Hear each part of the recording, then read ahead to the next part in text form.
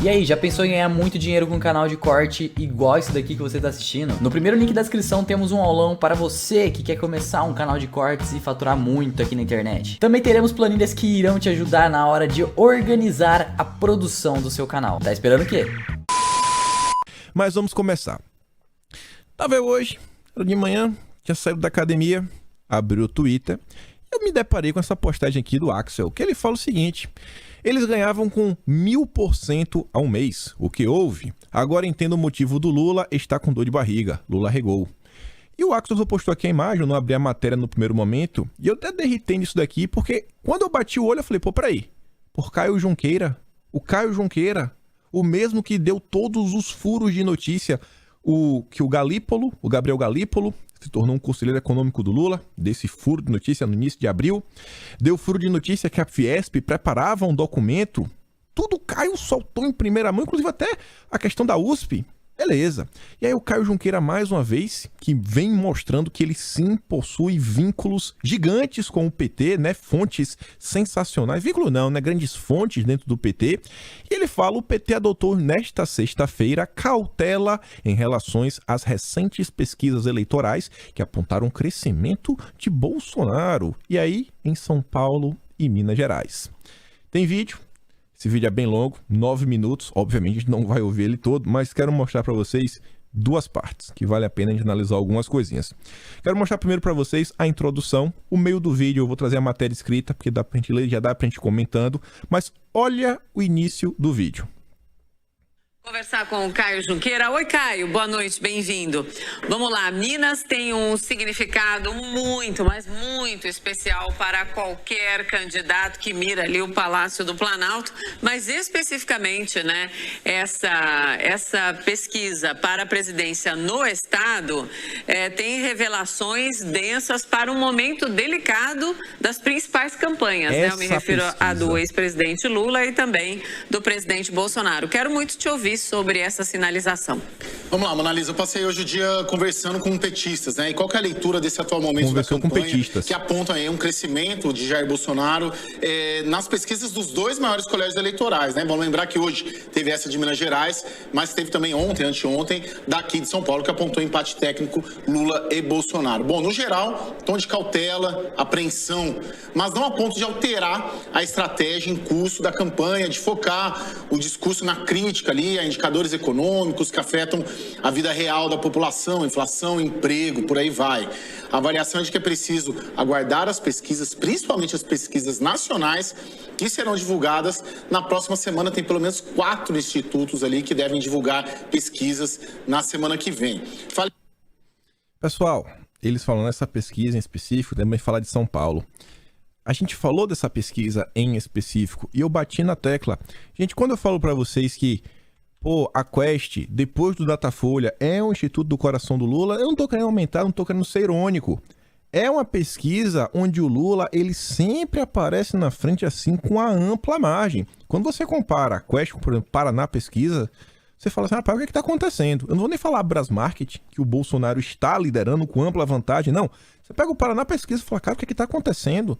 Você compara a Quest com o Modal Mais, você pensa, cara, o que é que está acontecendo? O único cenário similar à da Quest, em geral, vem sendo as pesquisas do Datafolha. Então, um instituto que o Lula realmente pontua e pontua bem com vontade, que inclusive pessoas desse instituto, o Felipe, que está à frente, já trabalhou no passado para o PT. Então, isso aqui tem um peso grande. E o segundo ponto, também falei, é Minas Gerais, o segundo maior colégio eleitoral do país. A gente comentou isso aqui em vídeo, eu falei, isso aqui é importante. Isso aqui, o cenário pro PT não está bom. Mas vamos continuar.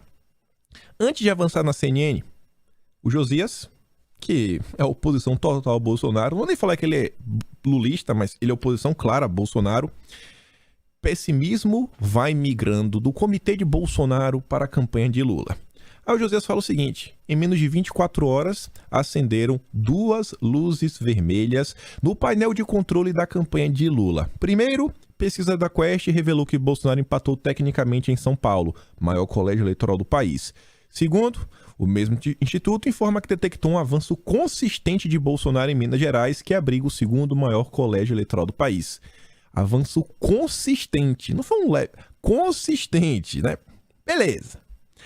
Uma das luzes vermelhas que piscaram no comitê de Lula indica que Bolsonaro recupera no Sudeste votos que lhe faltam no Nordeste, onde levam a surra do rival. E agora, se você assistiu o vídeo de ontem, o que foi que eu te falei?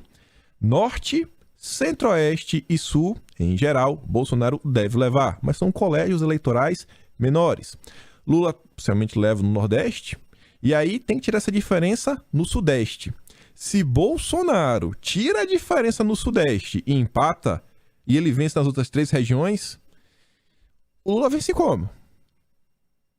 O Lula vence como? O Sul é Bolsonaro, o Centro-Oeste também, o Norte também. O Lula vence como? A campanha do Lula, assim, o único cenário é eles conseguindo dar um empate em São Paulo, que eu acho impossível, e basicamente em Minas a mesma coisa. E aí? Tá entendendo? Luz vermelha. Preocupação, desespero. Mas fala, não, apreensão. Eles não falam a palavra desespero, né? Tá bom, a gente sabe. Vamos levar na manha. E outra coisa. Também saiu no Ricardo Noblar. A luz no QG da campanha de Lula passou de amarela a vermelha. Você vê que o clima na imprensa é realmente de... Meu Deus, o que é que está acontecendo? Vamos continuar. Entrando aqui na CNN, aí depois que o Caio fala aquela introdução ali com a Mona Lisa, ele sai basicamente lendo esse texto, devia ter algum teleprompter, e tem o seguinte: o PT adotou nesta sexta cautela em relação às recentes pesquisas eleitorais que apontaram o crescimento de Bolsonaro. Aí fala, né, dos 2 maiores colégios, São Paulo e Minas. No geral, a diminuição da distância entre ambos causou apreensão entre os petistas, mas não a ponto de alterar a estratégia. Em tese, vai manter a mesma coisa, vão continuar batendo nas teclas, que a economia do Brasil está horrível. Beleza. A avaliação é que é preciso aguardar as próximas pesquisas nacionais. Vamos ver aí, como por exemplo a do IPEC. E aí o Caio, ele repercute aí uma fala do Wellington Dias, né? Ele abre parênteses que o Wellington Dias diz, não, temos aqui algumas pesquisas internas que vem mostrando que o Lula não caiu, ele vem mantendo o mesmo ponto, o Bolsonaro teve só uma leve subida, não é isso que estão falando? E aí é o que o Caio fala depois. A conclusão dele, no caso do Wellington Dias, é de que Lula não caiu e tem espaço para crescer. Lula não caiu. Eu não coloquei aqui, mas no vídeo de ontem eu trouxe uma matéria para vocês que eu falei que eu achei que era extremamente interessante. Foi uma matéria do Metrópolis, da coluna do Guilherme Amado, onde ele pontua que desde dezembro de 2021 o Lula está estagnado. E o Lula segue estagnado. Então o PT confirma, sim, o Lula está estagnado. Vamos continuar.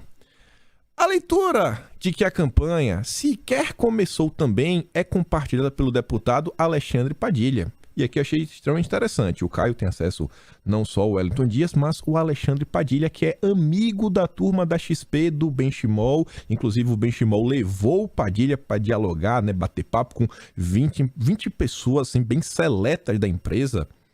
Né, entre clientes e pessoas da XP, o Benchimol, nossa, trata o Padilha, nossa, como se fosse um rei lá dentro. Aí o Caio batendo papo, interessantíssimo. Aí fala o seguinte, ó, até agora só o governo federal tem iniciativa quase sozinho. Dia 16 começa a campanha e passamos a falar todo dia.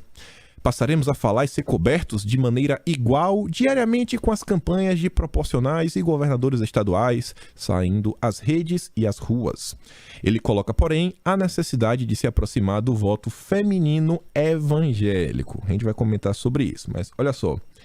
Vocês realmente acham que Lula e Bolsonaro, quando a gente compara a cobertura de imprensa desproporcional, que Bolsonaro estaria falando sozinho, o governo federal teria iniciativa quase sozinho? Gente, todo santo dia o Lula bufa, o Matheus Leitão coloca a frase do dia, o Lula. O que o Lula faz, sai na Globo, sai na UOL, sai no Estadão, sai na Folha de São Paulo. Eles só fazem falar do Lula, passar pano pro Lula, aí tem evento da carta, elogiando o Lula, gritando fora Bolsonaro, é Lula 24 horas por dia. Para que tá feio, Isso daqui não tem nem pé nem cabeça. Agora, o final que ele diz tem muito sentido. Lula precisa do voto feminino e do voto evangélico. E o Lula vem estagnado desde dezembro do ano passado. Desde dezembro. Se o Bolsonaro tivesse um teto, como o Wellington diz que Bolsonaro tem, aqui ó, chegando cerca de 32, próximo do teto. Se Bolsonaro realmente tem um teto de crescimento, o Lula não precisaria estar indo atrás de votos. Bolsonaro tem um teto. Chegou ali, não vai subir mais. Já está ganho. Já está ganho. Sob reserva, um interlocutor de Lula disse à CNN. E aqui que é muito mais interessante. Esse daqui o Caio Junqueira não quis revelar. Mas vimos que o Caio conseguiu informações privilegiadas, vindas aí da Fiesp, da turma do Josué Gomes.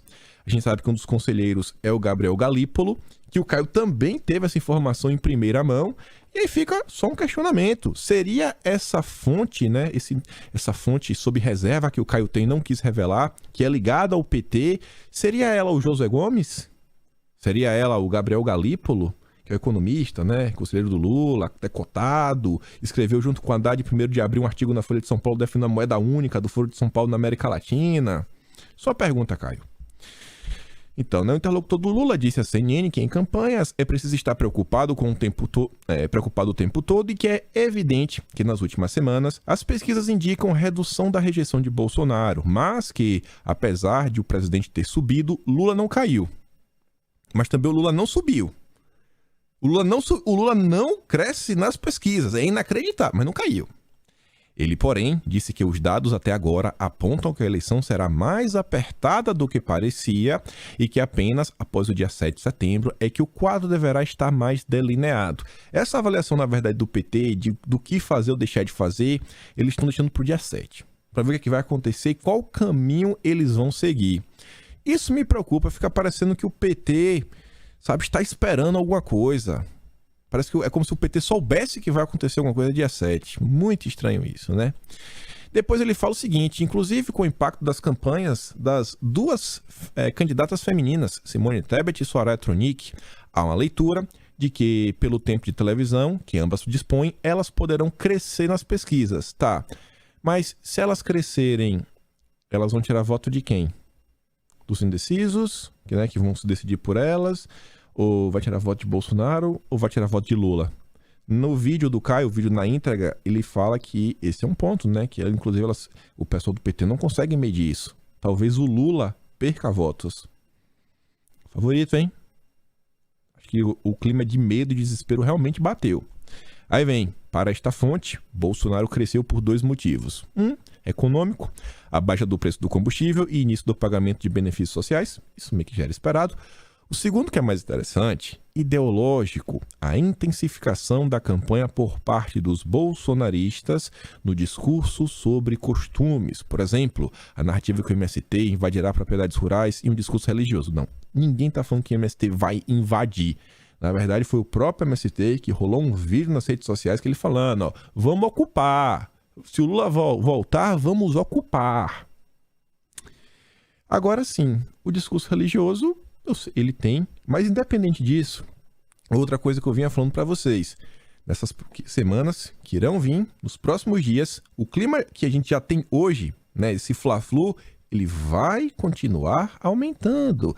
E aquelas pessoas que não estavam acompanhando a política, estavam deixando, política, eu sei que vai ter eleição, mas, sei lá, tô preocupado com o jogo do Flamengo. Agora tá faltando pouco tempo, agora realmente não tem para onde correr. É ano de eleição. Então, realmente, agora é hora de ver e se decidir sobre o seu candidato, rever o voto. Às vezes, por mais raiva que você tem de Bolsonaro, né, que você assiste muito a Rede Globo, você tem que ter um pouco de responsabilidade, porque, beleza, você tenta se vingar de Bolsonaro para ele não ser reeleito, mas é o Lula. Então, a sua raiva contra Bolsonaro não é grande o suficiente para você eleger o Lula. Enfim, eu acho que vai dar Bolsonaro. Eu acho que Bolsonaro vai ganhar, viu? Mas mais de um petista relatou que ainda não foi possível agregar os votos do Janones. Ou seja, o Janones foi e os votos não foram. As pessoas que votam no Janones se recusam a votar em Lula. Ops. Então tá complicado, né? O Lula está estagnado. Ele trouxe todo mundo para perto e ele não cresce. Gente, o Lula associa ao Alckmin depois, este ano, 2022. O Lula está estagnado desde dezembro. Está estagnado desde dezembro. E toda essa turma ele trouxe esse ano. Ele não sai do lugar. Mesmo podendo levar no primeiro turno, o Lula segue estagnado desde 2021. Eu pensei que eu não tinha colocado aqui a notícia, mas tá aí. Tá aí. Desespero bateu, hein? Desespero bateu, hein? Voltando na matéria da CNN, teve uma movimentação que é interessante por várias razões. O Janones, ele vem para as redes sociais, dá um puxão na orelha do PT, né? De toda essa turma.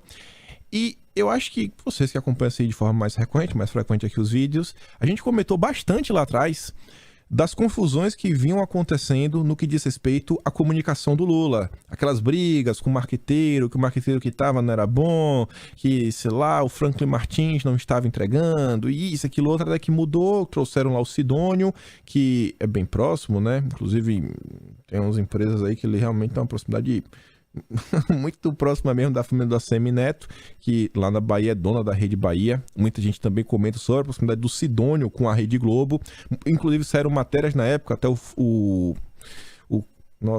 é Cláudio Magnavita, acho que é Cláudio Magnavita, do Correio da Manhã do Rio de Janeiro. Ele falou, né, sobre a proximidade do Sidônio com a Rede Globo e um possível pedido da Rede Globo. Escolhe o Sidônio que a nossa relação vai melhorar um pouquinho. Beleza. Então o PT não vinha conseguindo acertar a comunicação. Trouxeram aí o Janones. A imprensa soltou a nota nas últimas horas falando que o Lula quer que o Janones vire o Carlos Bolsonaro dele. Não vai dar certo. Aí o Janones falou o seguinte: pesquisa hoje aqui em Minas Gerais, diferença entre Lula e Bolsonaro cai 18-9 com apenas 2 dias de auxílio, ou a esquerda senta no chão da fábrica para conversar com os operários ou já era. Detalhe, o chão de fábrica atualmente são as redes sociais, especial o Facebook, meu Deus! Ou a gente sai das Fiesps da vida, da USP, do Twitter e tomemos os grupos de WhatsApp, as comunidades, as feiras populares e o inteiro do país, ou já era, meu Deus! O clima de desespero, hein? Bateu o desespero, hein? Enquanto a esquerda não trocar renda mínima por dinheiro pro povo, carta em defesa da democracia ao invés de carta em defesa do povo e nossas diretrizes de programa por nossas propostas para os brasileiros, o bolsonarismo continuará nadando de braçadas. E aí, isso bateu um questionamento na minha cabeça, que eu falei, por que o Janones, que tá gravando o vídeo ao lado do Lula, que tem um celular do Lula e que o Lula iria atender ele a qualquer momento, por que o Janones precisa falar isso publicamente? Por que o Janones? Porque não é um assunto que diz respeito aos militantes. É um assunto que diz respeito à estratégia da campanha do Lula. O Janones falando isso publicamente. E a Mona Lisa tem o mesmo questionamento que o meu. E aqui vamos ouvir juntos. Um trechinho um pouco maior. Olha só. De braçadas, ou seja, já é uma questão esse crescimento do Bolsonaro na principal candidatura adversária do ex-presidente Lula já está mexendo ali com os ânimos e eu não notei vamos mudar a nossa estratégia, mas já tem ali, vamos esperar a semana que vem, vamos ver a semana que vem que começa oficialmente a campanha, aí sim que ela começa a pegar fogo pra valer, Mona Lisa. Sem dúvida. Caio, vamos lá, toda vez que alguém que se sente abrigado precisa bradar forte, além do círculo ali, o círculo direto, né, de quem teria que ouvir e receber essas orientações, significa que talvez essas palavras de Janones ali no ninho Tucano, ninho não, vai, apesar de ter o Alckmin perto, não pode falar ninho, no centro do petismo, pode ser que não esteja sendo ouvido, né, a coordenação da campanha petista. 1 dedo, 2 dedos, com uma 10 para ter essa resposta. Será que Janones provocou, falando ali nas redes sociais, para de fato ser mais ouvido? O que você conseguiu saber disso também, depois desses tweets absolutamente cirúrgicos, Caio? Sim, Mona Lisa, o grande, vamos dizer assim, o grande motor da grande cutucada da semana e desse momento da campanha na candidatura Lula foram essas 2 pesquisas, a de hoje em Minas Gerais, a de ontem ou anteontem em São Paulo, que mostram um crescimento. E uma coisa é você crescer em lugares em colégios eleitorais pequenos ou médios, outra coisa é você crescer em São Paulo e Minas. Todos os presidentes eleitos desde a redemocratização, salvo engano, ganharam em Minas Gerais. Então, assim, é isso que provocou. A fala do Janones, ela entra ali como um adendo em todo esses debates internos que vêm sendo feitos diariamente na campanha do PT, mas ela é mais um adendo. O que pega mesmo é essa recuperação esse repique que a gente até, a gente trouxe o humor do QG do Bolsonaro anteontem, né, Mona Lisa, aqui no Jornal da CNN. Clima de otimismo, clima de arrancada, agora vai, os indicadores econômicos melhorando. E hoje a gente retrata aqui essa apuração desse clima um pouco de apreensão, cautela, mas ainda senti uma confiança. Tem muita água para rolar ainda, Mona Lisa. Tentou passar um pano, mas acho que o Caio Junqueira, ele não conseguiu entender. O que está acontecendo agora, por parte aí, é mais confusão dentro da comunicação do PT. O Janones, ele tá tentando se posicionar. O Janones, quando ele faz esse tipo de postagem nas redes sociais, é para ele chegar depois, se encontrar com o Lula pessoalmente, abrir o celular dele e falar: Lula, você tá vendo aqui o engajamento? Olha as respostas que eu obtive.